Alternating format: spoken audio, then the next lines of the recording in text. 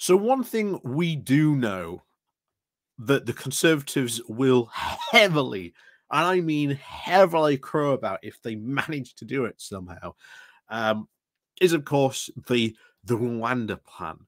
Um, and we've been through, I don't know how many times we've covered this. Look, this is not going to work. The maximum, like, they can even accept, if you actually look at what's actually in the plan, is about 200.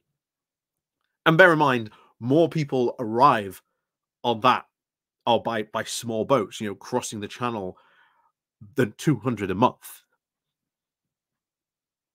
And yet they are saying, no, we are accepting 200 and that's it. Not only that, but then we've also got to accept refugees from Rwanda as well. Something else that they that they very so quickly don't want to talk about. That we also have to sort of reciprocate that in some way, shape, or form. That's an interesting part, which they again don't like to talk about. But there you go.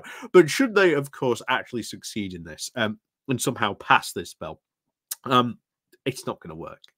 Just full stop. The fact that you're only going to sort of accept 200, it is not going to stop the level of people sort of crossing at the channel. It is not itself even going to work as a deterrent. When you can only accept 200,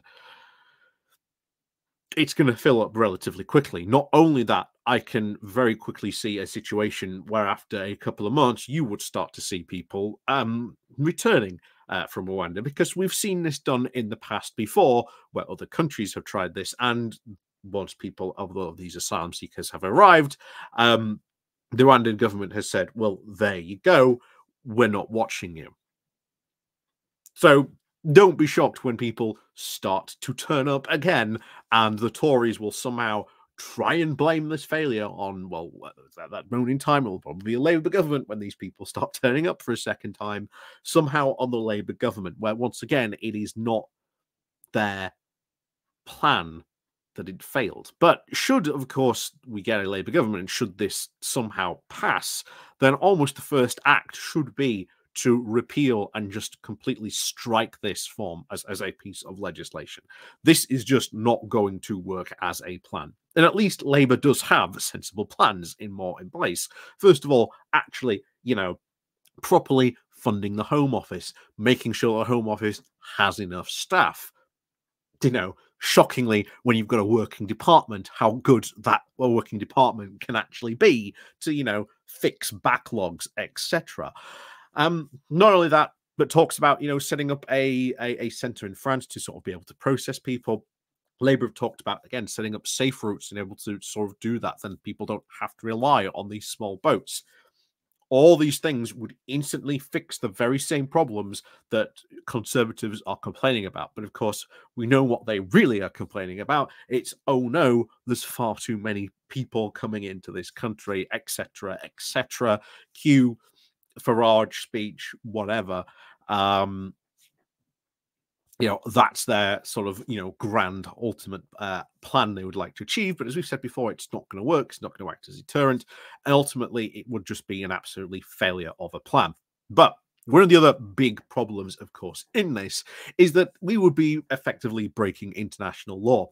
One of the reasons that, it is currently going back and forth is that they are desperately trying as they might to make this bill completely waterproof so that it cannot be challenged. There are a lot of human rights organizations and immigration groups already working together, looking at this bill, ready to sort of take it straight to the international, not only the international court, but the UK High Supreme Court for this case. Try as they might, you cannot just legislate that Rwanda is a safe country. That is just impossible to do, where you can have many other examples of to say, this is why Rwanda isn't a safe country. You're saying it's a safe country. That's a bit of a contradiction.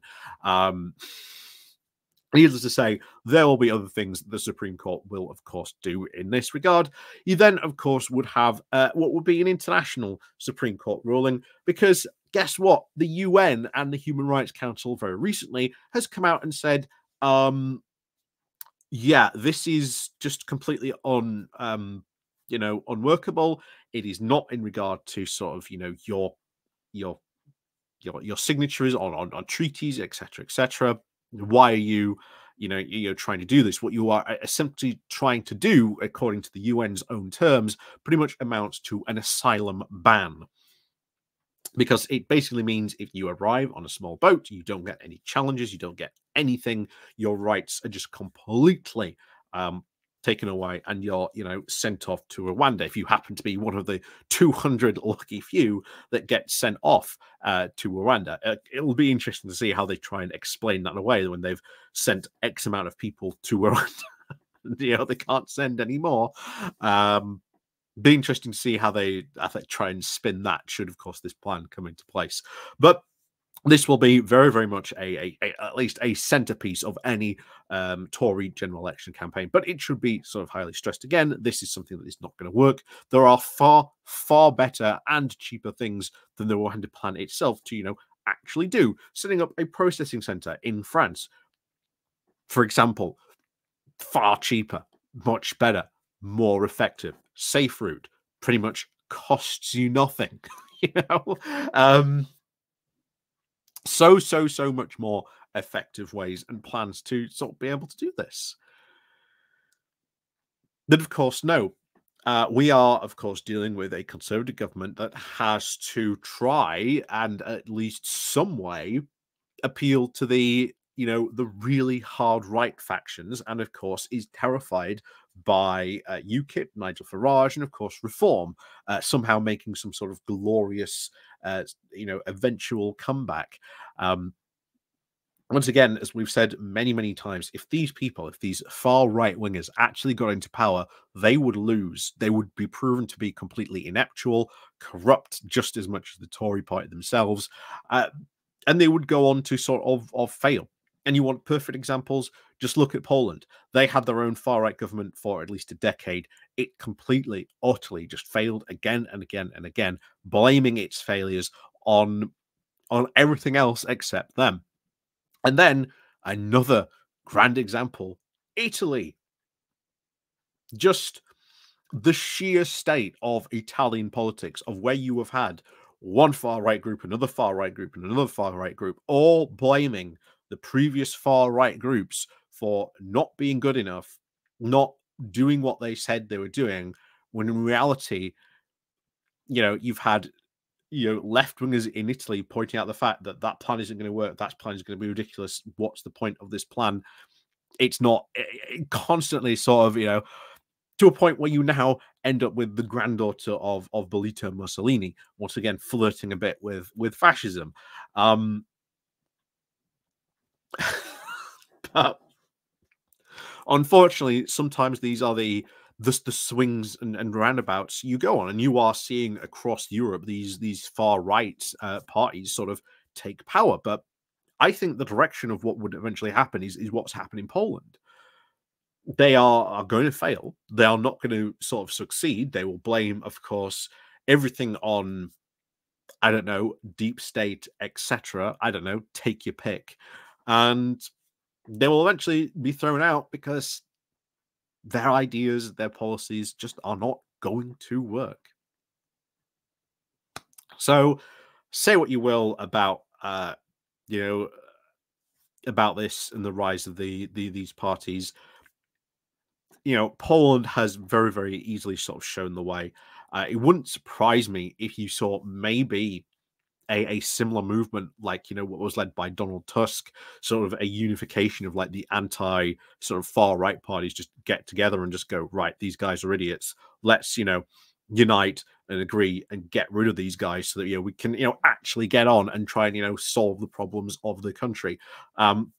Would not shock me if you started to maybe see that sort of maybe ferment and form in Italy. Maybe it is already being done, for all I know. Like I say, I don't follow Italian politics, so maybe that is the case sort of already. Maybe there is such a similar movement. But for the fact that you now have the UN calling on Rishi Sunak to sort of completely scrap his plan, and of course future UK governments to sort of scrap it as well. Yeah, it does not bode well for the Rwanda plan, a plan that just would not work in an attempt to, quote, stop the boats.